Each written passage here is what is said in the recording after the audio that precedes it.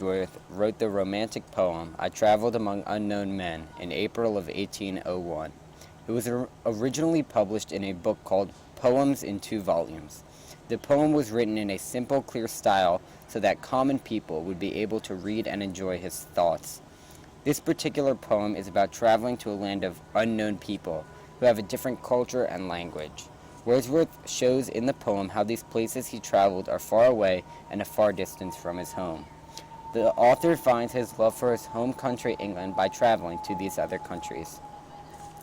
I Traveled Among Unknown Men by Wordsworth. I traveled among unknown men, in lands beyond the sea.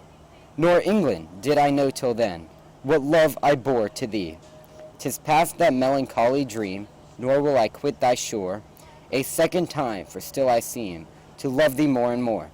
Among thy mountains did I feel the joy of my desire, and she I cherished turned her wheel beside an English fire. Thy morning showed, thy nights concealed, the bowers where Lucy played, and thine too is the last green field that Lucy's eyes surveyed. So the structure of this poem that we can tell is 4 stanzas. So we can see 1, 2, 3, and 4, consisting of 4 lines in each stanza. Now, there's a pattern to the amount of syllables. So the first and third lines of each stanza has 8 syllables, and the second and fourth has 6 syllables. Now, one other structural thing that I noticed is that the second and fourth line of each stanza is indented or centered, whereas the first and third line are aligned normally. So the tone that can best be described in this poem about the poet's love for his country is what I believe to be passionate and proud. So here, when he says, "What love I bore to thee," that's an example of how much he learned he loved his country of England by traveling to these other far places. And he could have used a simple word, but instead he chose the word bore. So Wordsworth wrote in simple poetry so that it would be enjoyed by all members of society. During the Romantic era, however, poetry was targeted for higher members of society. So as a result, there were not many literary devices that he felt were needed without complicating the poem.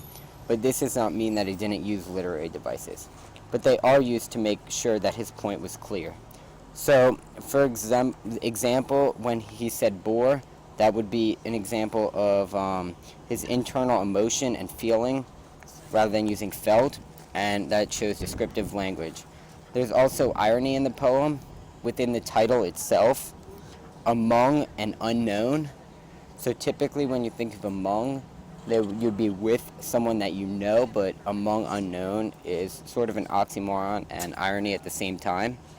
So unknown shows that the poet finally realizes how much he loves Lucy, who is mentioned here twice at the end of the poem, Lucy and Lucy, and how it's too late to be appreciated, where it has eyes surveyed, so that is past tense, played, past tense, implying that Lucy is no longer with him. And also, Lucy could be a long-lost love of his, but Wordsworth compares her to the English landscape. Here, the green field, and he's realized how much he loves England and the landscape, which implies that also he loves Lucy the same by comparing. And this is also an apostrophe, is what it's considered to be. So the theme of this poem is that men who travel away from home become homesick and learn to appreciate the value of home and love, as well as society. So he did not necessarily want to fight for his country, but to be a part of it, and I think that's very important within. So did I feel the joy of my desire? So he's proud to be a part of his own society and country now that he's had this experience, and he wants to fit in with his country as well as society, and coming to terms with understanding himself and what makes him very happy. So those are some points that I thought were very important, as well as to love thee more and more. So he continuously wants to love his country, and this is a second time. So this is really sort of a rebirth of his life and his sort of viewpoint on his country.